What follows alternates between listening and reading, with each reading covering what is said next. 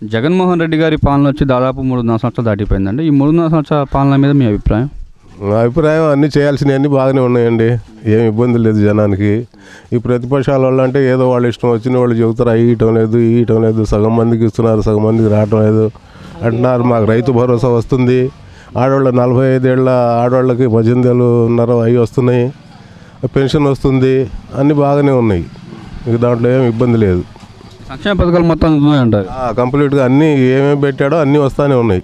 ఏది మాకంటే ఆగింది లేదు. ఇక ఏరే వాళ్ళకంటే మనకు తెలియదుగా. ఇక్కడ మా వరకు అయితే అన్నీ వస్తూనే ఉన్నాయి. ఈ బియ్యం కానీ ఈ అన్నీ కంప్లీట్గా వస్తున్నాయి ఆయన పెట్టినవి అన్నీ. ఇంటింటికి రేషన్ అని వ్యాన్లు పెట్టారు కదండి, ఈ వ్యాన్ల వల్ల ఉపయోగాలు ఉన్నాయంటారు మీకు? ఉపయోగం లేదండి. అవి లేకపోతే కొట్టుకాడికి వెళ్ళి నుంచోవాలి కదా జనం. వీళ్ళైతే శుభ్రంగా ఇంటింటికి తిరిగిస్తున్నారు బండి తీసుకొని. దానివల్ల ఉపయోగం ఎందుకు లేదు? ఉపయోగమే కాదు. ఈ 3 రాజధానుల మీద మీ అభిప్రాయం? 3 రాజధానుల మీద మీ అభిప్రాయం? 3 రాజధానుల మీద అభిప్రాయం అంటే 3 రాజధానులు ఉంటేనే బాగుంటుందేమో. ఇదివరకు మన వాళ్ళు అంతా తీసుకెళ్ళి హైదరాబాద్లో పెట్టి ఏం చేశారు? అంతా ఆడ వదిలిపెట్టి రాలా? అంతే ఉంటుంది. ఒకసారి చేస్తే 3 సార్లు ఉంటే అంతా ఏరియా అంతా డెవలప్ అవుద్ది, అందరికీ ఉపయోగం ఉంటుంది. అది ఒకవేళ ఈ ఒక రాజధాని ఉంటే ఒక ప్రాంతమే మీ దగ్గర రాజధాని కదండి, మీ ఇక్కడ నుంచి రాజధాని తరలిస్తే మీకు ఇబ్బంది లేదండి? ఏమి ఇబ్బంది అవుద్ది? అక్కడ ఇక్కడ అంతా అన్ని సార్లు పెడతామంటున్నారు 3 సార్లు. ఇక అట్టేటప్పుడు మాకు మటుకు ఏమి ఇబ్బంది అవుద్ది? లేకపోతే రియల్ ఎస్టేట్ చేసే వ్యాపారస్తులకి వాళ్ళకి ఏదైనా ఇబ్బంది అయితే అవుద్దేమో. సామాన్య జనానికి ఏమి ఇబ్బంది లేదు. అది ఈ మైనార్టీలకి అందే పథకాలు మొత్తం అందుతున్నాయండి? మైనార్టీలకు వచ్చే అన్నీ వస్తూనే ఉన్నాయి. ఇక దాంట్లో ఏమి ఇది లేదు. ఈ మోజన్లకి పేషమాములకి అమౌంట్లు అవి వస్తున్నాయి? మసీదుకి రావటం లేదండి. వీళ్ళు మా వాళ్ళు పెట్టలేదు, పెడతామంటున్నారు. ఎప్పుడు పెడతారో ఇవి పెడితే మేము ఇస్తామన్నారు. అది ఒకవేళ ముందస్తు ఎలక్షన్ కానీ లేకపోతే 2024లో ఏ పార్టీ గెలిచే అవకాశం ఉందంటారు? జనసేన, టీడీపీయా, వైసీపీయా? గవర్నమెంట్ వచ్చేది జగన్ గవర్నమెంటే వచ్చుద్దండి మళ్ళీ ఈసారి కూడా. ఎందుకంటే ఇవన్నీ జనానికి శుభ్రంగా అందుతున్నాయి. ఎవరేం చెప్పుకున్నా టీవీల్లో కూర్చొని చెప్పేవాళ్ళు చెబుతారు కానీ ఇక్కడ జనం చూసేవాళ్ళు జనానికి తెలిసేది. వాళ్ళు డిబేట్లు కూర్చొని ఏదో చెబుతారు, అసలు ఏం లేదు, 100కు 100 జగన్మోహన్ రెడ్డి అంతా మోసమేం చెబుతున్నారు. వినేవాళ్ళు కూడా చీత వేస్తుంది ఆ డిబేట్లు వింటుంటే. ఆ టీవీ వాళ్ళు, ఏబిఎన్ వాళ్ళు, ఈనాడు వాళ్ళు, ఈ TV5 వాళ్ళు అయితే మరి అది వాళ్ళ పరిస్థితి. వాళ్ళు ఎన్ని చెప్పుకున్నా మళ్ళీ జనం వేసేది జగన్కే ఓట్లు వేసేది. గడప గడపకి మన ప్రభుత్వం అని ప్రతి ఎమ్మెల్యే రాలేదండి. ఇంకా ఎప్పుడు వస్తారో తెలియదు కానీ మా ఎమ్మెల్యే రాలేదు. మా ఏరియాలో తిరగలేదు. ఇక మా ఊరు రాలా.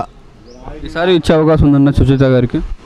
ఏమో ఇక అది సుశ్రిత గారు అంటే ఏదో క్యాండిడేట్ మారుస్తారంటున్నారు. మరి ఇదేం జరుగుద్దో అప్పుడు ఇప్పుడు సుచిత గారు అయినా క్యాండిడేట్ కోసం కాదుగా, ఇప్పుడు జనం ఓట్లు వేస్తుంది పార్టీ కోసం, ముఖ్యమంత్రి కోసం వేస్తుంది. ఏదో ఈసారి మారుతారంటున్నారు. ఏం జరుగుద్దో తర్వాత చూడాలి. అది జగన్మోహన్ రెడ్డి గారి పాలన వచ్చి దాదాపు 3.5 సంవత్సరాలు దాటిపోయిందండి. ఈ 3.5 సంవత్సరాల పాలన మీద మీ అభిప్రాయం? జగన్మోహన్ రెడ్డి గారి పాలన బాగానే ఉందండి. అది అన్నీ బాగానే చేస్తున్నారు. అమ్మఒడి కానీ, పింఛన్ కానీ అంతా బాగానే ఉంది. ఈ సచివాలయంలో ఏం పనులు చేసినా సచివాలయం ఇక్కడే అన్ని పనులు అవుతున్నాయి.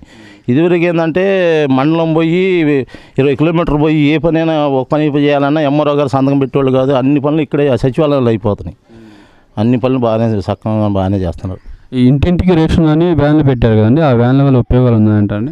బాగున్నాయండి. ఇంటింటికి అంటే అసలు ఇంటింటికి వచ్చి రేషన్ ఇస్తున్నారు బ్రహ్మాండంగా. పిలిచి ఇంట్లో కూడా కేకేస్తున్నారు, అమ్మా రండి అమ్మా రేషన్ వచ్చేసింది, బండి మళ్ళీ అలారం సౌండ్ సిస్టమ్ పెట్టారు, బ్రహ్మాండంగా జరుగుతుందండి. అవి బాగానే ఉంది. అది కూడా కొంతమంది అంటాం ఏంటంటే ఇప్పుడు రేషన్ వ్యాన్ ఒకసారి వచ్చి వెళ్తుంది, రేషన్ డిపో అయితే మేము సాయంత్రం పొద్దున పూట వెళ్ళి తెచ్చుకునే వాళ్ళం అని చెప్తున్నారు కండి. అసలు దాని గురించి క్లారిటీ చెప్పగలరు?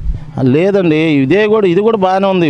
వీళ్ళు ఏంటంటే ఈ కూలికి పోయే వాళ్ళు వాళ్ళు చేసుకునే వాళ్ళు ఆ టయానికి చేనికి వెళ్తున్నారు, తర్వాత వచ్చి సాయంత్రం పూట ఇస్తున్నారు. బాగానే ఉంది. రేషన్ బియ్యం ఇంటికి వచ్చి ఇస్తున్నారు. అంటే వాళ్ళు ఇళ్ళ దగ్గర లేనప్పుడు సాయంత్రం వచ్చి మళ్ళీ ఇస్తున్నారు. డిపోలో కూడా ఇస్తున్నారు. 15 దాటినాక 13వ తారీఖు దాటినాక డిపోలో కూడా తీస్తున్నారు. బాగానే ఉంది. ఇప్పుడు ఈ రైతు భరోసా అని చెప్పి ఇస్తున్నారు కదా, ఇవి అందుతున్నాయండి? అందుతున్నాయండి. రైతు భరోసా, అమ్మఒడి అన్నీ బ్రహ్మాండంగా బాగానే జరుగుతున్నాయి. అన్నీ ఇస్తున్నారు. అన్నీ మాకైతే 1,00,000 దాకా లబ్ధి పొందామండి. కొంతమంది అన్న సంక్షేమ పథకాలు అందరికీ అందట్లేదని చెప్తున్నారు కదండి. అవి గిట్టని వాళ్ళు అంటేనండి, సంక్షేమ పథకాలు అందరికీ అందుతున్నాయి, మాకైతే అందుతున్నాయి. అవి గిట్టని వాళ్ళు ఏమైనా చెప్పటం ఏమో కానీ అన్ని బ్రహ్మాండంగా ఉంది, బాగానే అందుతున్నాయి సంక్షేమ పథకాలు కూడా.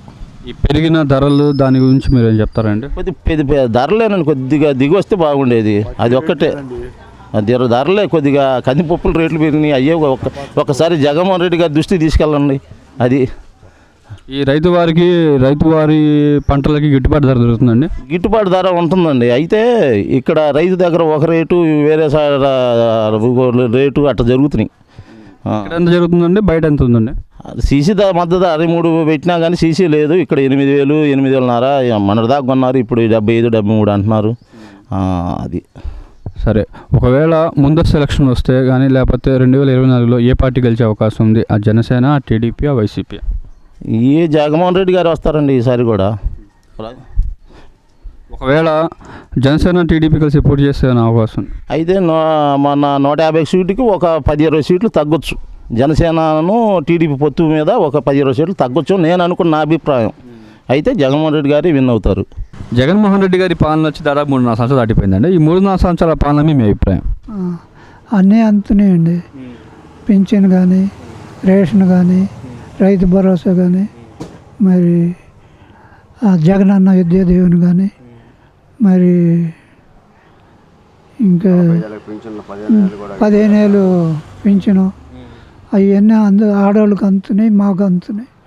అంతా బాగానే ఉంది పరిపాలన.